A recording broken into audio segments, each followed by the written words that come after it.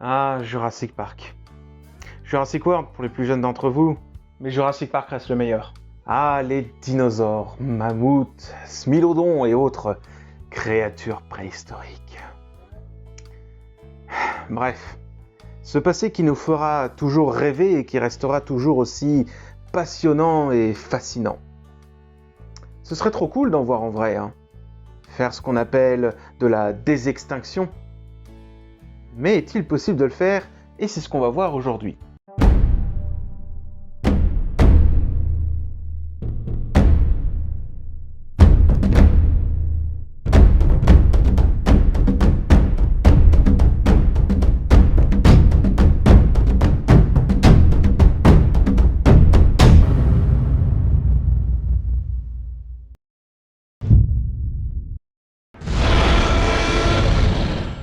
Disclaimer! Je vais briser vos rêves, mais comme on me pose souvent la question, et surtout sur TikTok, je me dois d'y répondre et de vous donner mon avis. Sachez que ça détruit mes rêves au passage aussi. Donc désolé, mais je suis honnête avec vous. Et pour information, je vais être direct et franc, un petit peu attaquant. Je vais paraître hautain et condescendant, mais ça ne l'est carrément pas. Désolé, c'est pas mon intention. Bonne vidéo. Est-ce possible? Où en sommes-nous de ce côté-là? Recréer les dinosaures à la manière Jurassic Park avec du sang de dinosaures prélevé dans un moustique conservé dans de l'ambre, mélangé avec de l'ADN de grenouille? C'est pas possible. Bon, j'ai déjà fait une vidéo dessus. Bon, ok, c'est la première de la chaîne. Elle date un petit peu, la forme est un petit peu dégueulasse, mais le fond, lui, reste bon. Elle est présente dans la description de cette vidéo. Il y a eu ensuite le Chickenosaurus. Alors ce sont des expériences menées dans l'étude du développement embryonnaire des poulets. En gros, on va regarder la différence des caractères, le développement des caractères durant différents stades de l'embryon. On fait de l'ontogenèse, quoi. Et pour ceux qui ne savent pas ce que c'est que l'ontogenèse, une petite vidéo ici pour vous le rappeler. Également présente dans la description de cette vidéo. Ce travail a été initié par le terrible Jack Horner. Non, mais désolé, mais au bout d'un moment, il faut savoir prendre sa retraite avant de raconter trop de n'importe quoi. Qu'ont-ils découvert en faisant ces expériences? Eh bien, on va aller voir ça tout de suite. Regardons d'un peu plus près sur cette maquette d'embryon de poulet, version très simplifiée.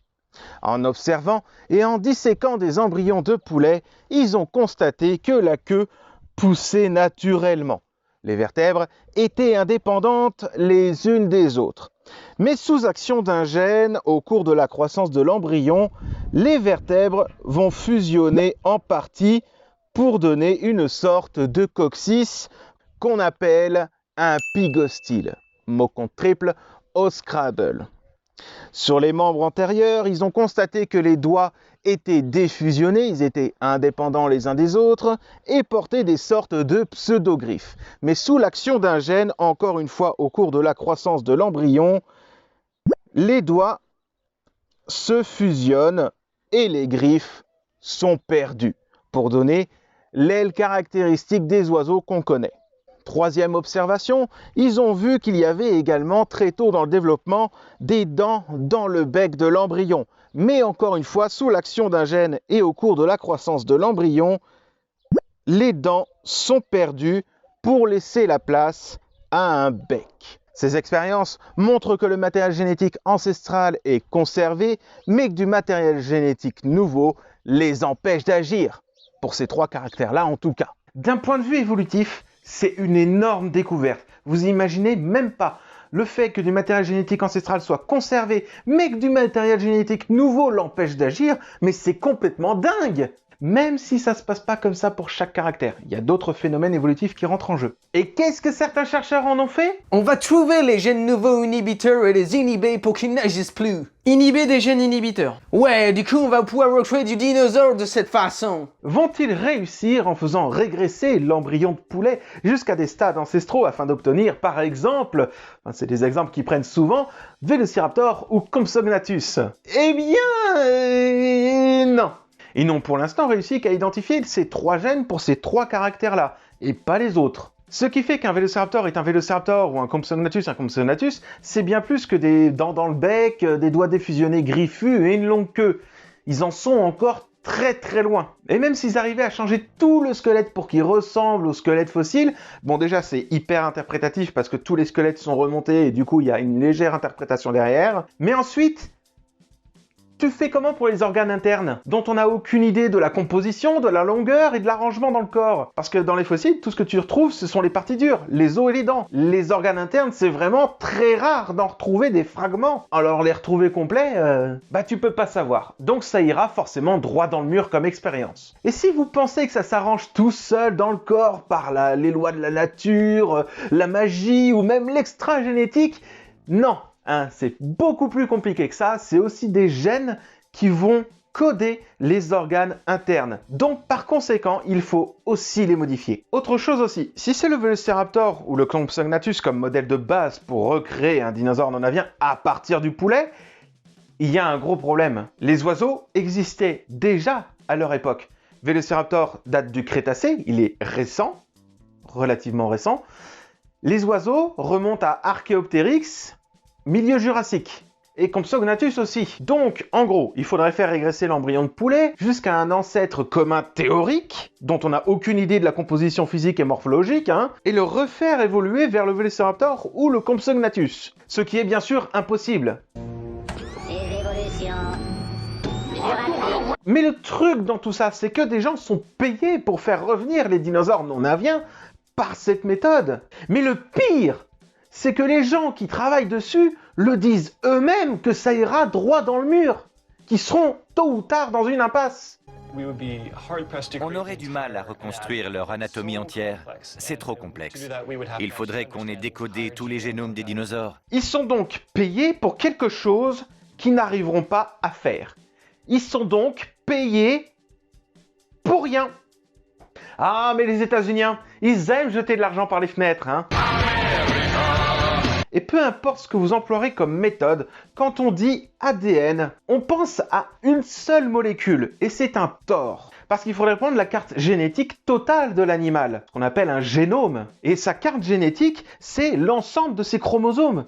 Il n'y a pas qu'un seul chromosome. Si vous avez qu'un seul chromosome, vous êtes bizarre. Et chaque chromosome est composé de molécules d'ADN complètement différentes les unes des autres. Et même, il faudrait une cellule complète, parfaitement bien conservée, pour pouvoir faire du clonage derrière. Sauf que l'ADN, la cellule, ce sont des éléments qui sont hyper instables dans le temps. Dès la mort de l'animal, le truc va se dégrader tout de suite. Et au-delà d'1 million d'années, retrouver de l'ADN, donc c'est largement impossible de retrouver toutes les séquences ADN intactes dans un fossile, que ce soit dans de l'ambre ou dans les glaces de Sibérie. Même pour les mammouths laineux, c'est déjà trop tard. Et vous aurez beau rajouter de l'ADN de grenouille, de mammouth, d'éléphant, de tout ce que vous voulez dedans, ça ne marchera pas. Le seul moyen de ramener une espèce disparue à la vie, c'est la machine à voyager dans le temps. C'est tout. Coucou Nigel Marven.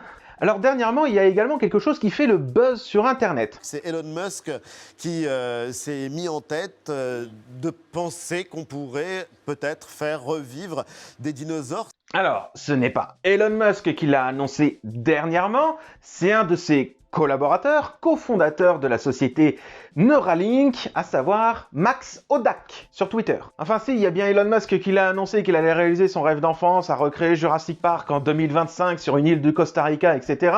Mais regardez la date du tweet.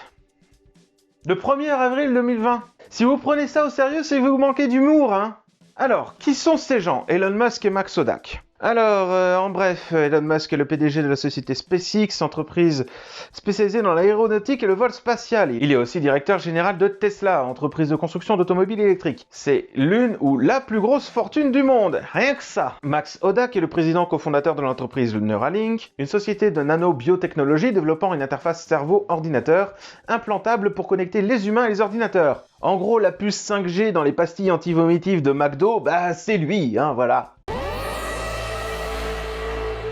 Max Hodak est d'ailleurs cofondateur de Neuralink, notamment avec Elon Musk. Perso, une puce dans le cerveau pour connecter les machines et les humains, je trouve que ça fait flipper et je me dis, ouais, on a déjà du mal à régler les bugs des ordinateurs, alors implanter une puce qui pourrait nous faire bugger aussi, vous avez parfaitement raison. Bref, c'est pas le propos que nous dit Max Hodak dans ses tweets. Alors, le premier, nous pourrions probablement construire un Jurassic Park si nous le voulions.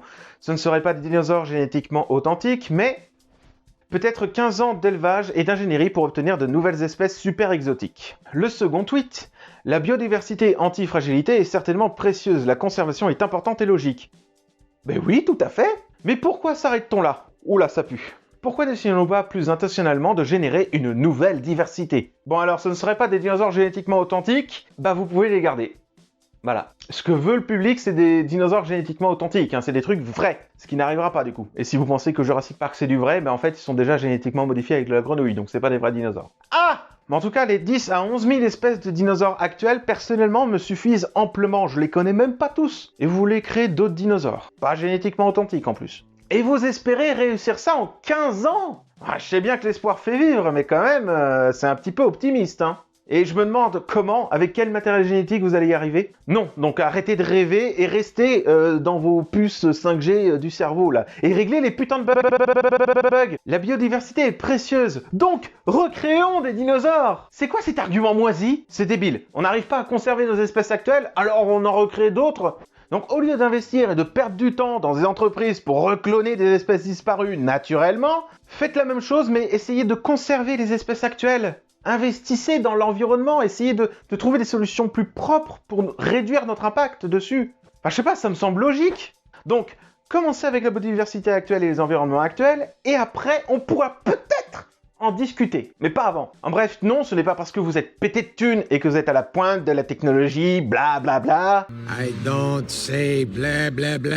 Que vous allez ramener des dinosaures non aviens à la vie ou refaire un Jurassic Park. De toute façon, ce ne sera jamais des vrais dinosaures, vous l'avez avoué, donc autant s'en foutre et passer à autre chose. Et puis voir comment ça a tourné dans le film. Enfin, je sais pas, ça devrait être une bonne leçon, non? On arrive au moment de la vidéo où je devrais vous parler du mammouth laineux, où ça en est les recherches pour ramener le mammouth à la vie, etc. Je pourrais notamment vous parler du Woolly Mammoth Project. C'est un projet avec des vrais chercheurs pour tenter de ramener à la vie le mammouth laineux, à partir notamment des échantillons qu'ils ont pu récupérer sur les spécimens conservés en Sibérie par congélation, qui vont ramener à la vie par une méthode peu convaincante et pour des raisons complètement débiles. Oui, ce genre de projet, ça existe vraiment. Bref, il y a beaucoup de recherches à faire, ça touche beaucoup à la génétique, et je ne suis clairement pas dans mon domaine de prédilection. Je pense que juste pour ce projet, ça mériterait de faire une vidéo à elle toute seule.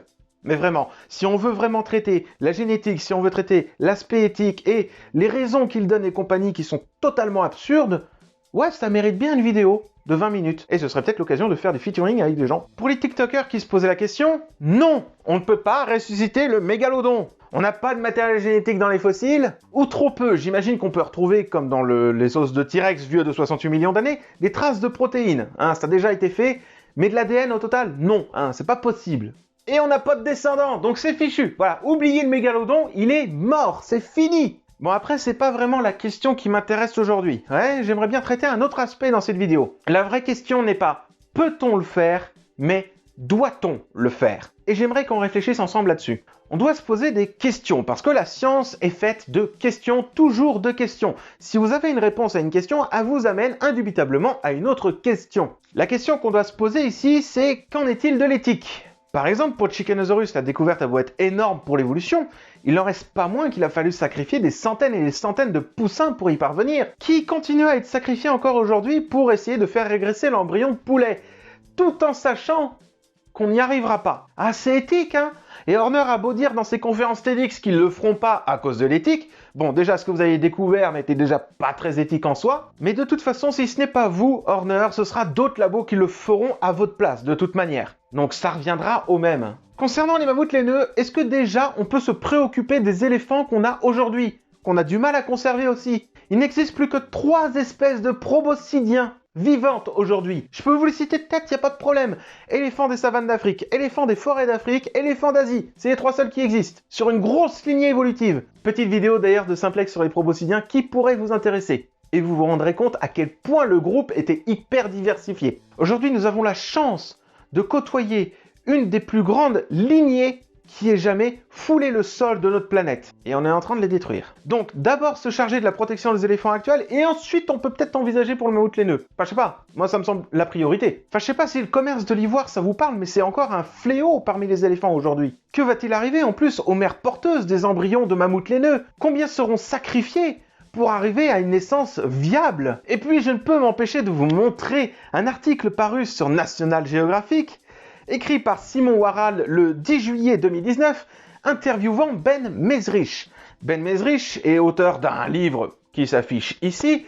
et qui est un gros défenseur du Woolly Mammoth Project. Ouais, ça va être salé. Question du journaliste. L'idée de fabriquer des nouvelles formes de vie en laboratoire n'est pas sans rappeler Frankenstein ou une tentative de se prendre pour Dieu. D'un point de vue éthique, que penser de ces avancées scientifiques? Mesrich nous lâche au calme. Dans ce cas, je crois que ramener à la vie des espèces éteintes comme le mammouth est moins de l'ordre de se prendre pour Dieu que de rectifier une erreur que l'être humain a commise. Vous êtes au courant que l'être humain n'a pas exterminé le mammouth laineux? Ils ont disparu naturellement. Parce que leur environnement a disparu tout aussi naturellement. Et aujourd'hui, le problème est que son environnement, enfin plutôt un truc qui se rapproche de son environnement, si on prend en compte que le froid, il tend à disparaître aussi, à cause du bouleversement climatique qui, lui, par contre, est accentué par l'homme. Donc en fait, le ramener à la vie ne remettra pas de la glace au pôle en Sibérie, ça évitera pas le dégel du permafrost. Parce que pour éviter le dégel du permafrost, il faut du piétinement, effectivement, mais il faut aussi des neiges hivernales pour qu'elles soient piétinées. S'il n'y a plus de neige, le piétinement sert à rien. Donc, ramener à la vie le mammouth laineux, ça changera rien à la situation actuelle. Le bouleversement va continuer. Et les scientifiques se prennent pour Dieu de façon quotidienne. Quand vous tentez de soigner le cancer ou d'éradiquer la malaria, vous interférez dans les processus de vie. Cette phrase est celle qui me choque le plus dans toute l'interview. Comment peut-on comparer la résurrection d'une espèce disparue naturellement et le fait de soigner des milliards de personnes dans le monde? Faudrait laisser les gens crever d'horribles cancers ou d'horribles maladies? Sans rien faire, les bras croisés? Bah non, là ça concerne la survie. Et la survie, désolé monsieur Mesrich, n'est pas contre nature. Même si l'espèce humaine met d'autres moyens à sa disposition pour sauver des vies, à savoir son intelligence et son imagination. Ça fait partie de nous, ces deux trucs-là. Mais ramener à la vie un mammouth laineux n'est pas pour notre survie, c'est pour notre plaisir personnel. C'est juste une question d'ego. Donc d'un côté, vous avez une lutte pour la survie, l'humanité, tout ça, et de l'autre côté, vous avez quoi? Vous avez juste de l'ego. Est-ce du même niveau? Non. Est-ce comparable? Non. Big fail pour Mesrich et National Geographic qui relayent une ordure finie, dénuée d'éthique. Sans éthique et pathétique. Ensuite, ok, vous ramenez à la vie des espèces disparues. Il se passe quoi? Vous les enfermez ou vous les relâchez dans la nature? Quels droits ont les animaux clonés ramenés à la vie? Pour ma part, je pense qu'elles seront soit enfermées en laboratoire, soit enfermées dans un parc à thème, soit élevées comme du bétail pour en faire du commerce. Ce dernier aspect d'ailleurs n'est pas autorisé en Europe. Le commerce de viande ou de tout produit provenant d'animal cloné est strictement interdit. Donc 3 choix possibles selon moi: bétail, laboratoire, parc à thème. Waouh, c'est pas très éthique ça. Les écolos, ils risquent de gueuler. Mais vous croyez quoi? Des recherches pour atteindre ce but, c'est financé principalement par des fonds privés, des entreprises privées. Ces entreprises privées qui financent, mais il leur faut un retour sur investissement derrière. Personne ne finance sans avoir un retour derrière. Et ces entreprises vont pas lâcher ça dans la nature. Elle n'est pas folle la guêpe. Comme InGen le dit si bien dans Le Monde Perdu ou Jurassic World. Une espèce disparue n'a pas de droit. Elle existe parce que nous l'avons créée, nous avons le brevet. Ils sont à nous. C'est dingue parce que je me dis que l'univers Jurassic Park World est rempli de leçons que personne n'a retenues. Tout vous dit dans les films qu'il ne faut pas recréer des espèces disparues. Tout ce que les gens ont retenu de ces films, c'est « On va recréer les dinosaures !» J'ai bien fait de commencer cette série de vidéos Focus. Mais bon, admettons, l'entreprise fait ça pour le LOL, elle finance parce qu'elle a les moyens pécuniaires de le financer, et elle ne souhaite aucun retour sur investissement derrière. Ça n'existe pas ce genre d'entreprise, mais bon, admettons, elle fait ça. Du coup, les animaux sont relâchés dans la nature. Que va-t-il se passer? Cette espèce ramenée à la vie va certainement bouleverser des écosystèmes déjà présents, et encore plus fragilisés à cause de nous. Elle va être sensible aux maladies apparues depuis sa disparition. Voire, elle va certainement en provoquer des nouvelles. Enfin, je sais pas, la crise qu'on traverse avec la Covid-19, c'est pas suffisant comme leçon? Qui peut savoir quel impact elle aura sur l'environnement et les réseaux trophiques déjà établis? Et puis, ce n'est pas tout. L'animal comme le mammouth ne vit pas seul. Vous-même qui regardez cette vidéo, vous ne vivez pas seul. Alors je ne parle pas du fantôme qui est derrière vous, mais dans votre corps, vous avez d'autres organismes. Par exemple, des bactéries intra-intestinales qui vous aident dans la digestion de certains trucs. Comment peut-on ramener un mammouth laineux sans sa flore intestinale? Peut-il vivre sans? La réponse est non. Et s'il en acquiert une nouvelle provenant de sa mère, sera-t-elle bonne pour lui? Certainement non. Ou si on recrée son ancienne flore intestinale, ne va-t-elle pas avoir un impact sur la nature, les écosystèmes via les déjections? Oh, que ça par contre c'est sûr. Bref, ramener à la vie une espèce disparue naturellement et la relâcher dans la nature aura inévitablement des conséquences sur les écosystèmes, l'environnement, la biodiversité et elles ne sont pas bonnes. Enfin, relâcher cette espèce dans un environnement qui n'est plus le sien et qui est en train de disparaître aussi, j'aimerais pas dire mais c'est un petit peu débile, c'est pas bon pour cette espèce. Ramener à la vie une espèce disparue dans un temps qui n'est plus le sien, elle réagira comme si elle était dans le sien et ignorera le monde dans lequel elle évolue. Comme le dit si bien Ellie Sattler, mais la question est, comment savoir quoi que ce soit sur un écosystème disparu? Et par conséquent, comment affirmer qu'on peut le contrôler? Je veux dire, vous avez des plantes dans ce bâtiment qui sont vénéneuses et vous les avez prises parce qu'elles étaient jolies. Mais ce sont des organismes vivants et agressifs qui n'ont aucune idée du siècle où ils sont et qui vont se défendre avec violence si nécessaire. Je vous avais dit que Jurassic Park avait des leçons à donner. Au passage d'ailleurs, cette scène montre clairement que les scientifiques sont bien contre le projet de InGen et de Hammond. Ils sont contre le clonage d'espèces disparues. En fait, les vrais scientifiques ne veulent pas ramener à la vie des animaux disparus, surtout ceux qui sont disparus naturellement, parce qu'ils savent de quoi il en retourne et ils ont quelque chose en plus que les autres n'ont pas, de l'éthique. Les personnes souhaitant recréer des animaux disparus en laboratoire, pour moi, ne peuvent pas être appelées scientifiques. Ça va à l'encontre de tout ce que je défends en science. Justement, continuons l'analyse de la scène du déjeuner dans Jurassic Park. Hammond, justement, nous ressort l'exemple des condors qui sont en voie de disparition et que Ian Malcolm ne serait pas contre qu'il y ait des condors sur cette île. Malcolm répond bien que l'homme est responsable et c'est pour ça qu'il ne serait pas contre.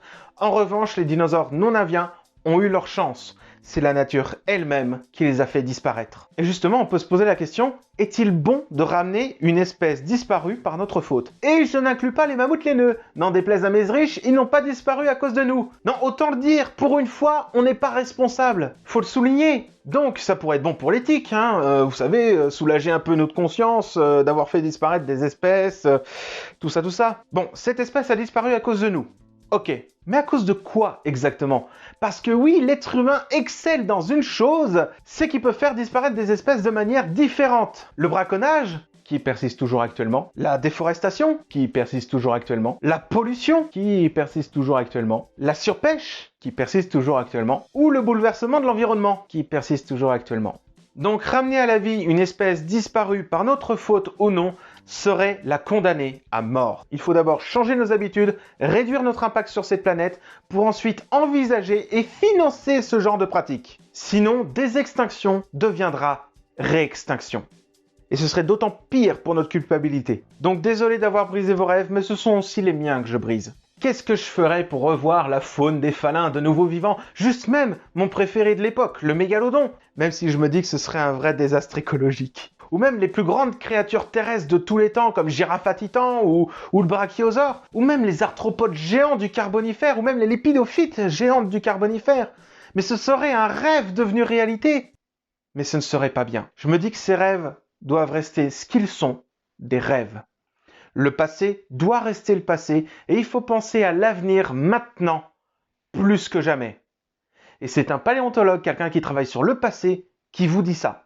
Peut-on ramener à la vie une espèce disparue, au moins récemment? Pas aujourd'hui, mais je pense que dans pas longtemps, ça pourrait peut-être arriver. Au moins pour les espèces éteintes récemment. Doit-on le faire? Mon avis est clair et catégorique, c'est non. Pour moi, rien ne justifie de recréer un dinosaure. Quand vous demandez aux gens pourquoi ça les intéresse, ils répondent « parce que c'est cool ». Ce n'est pas une raison suffisante pour perturber notre écosystème. Notre écosystème est très fragile. Si on commence à bouleverser son équilibre, on ne sait pas ce qu'on peut provoquer. Comme le dit Jeff Goldblum dans le film, ce n'est pas parce qu'on peut le faire qu'on doit le faire. Essayons d'abord de sauver les environnements actuels, du moins ce qu'il en reste, au moins limiter les dégâts et les espèces qui vont avec, avant de se préoccuper de celles qui ont déjà disparu, que ce soit par notre faute ou non. Cette tirade donc signe la fin de cette vidéo. Il n'est pas impossible que je fasse des petites vidéos sur des sujets ponctuels, notamment le Woolly Mammoth Project. Je vous dis, ça mérite vraiment une vidéo à elle toute seule.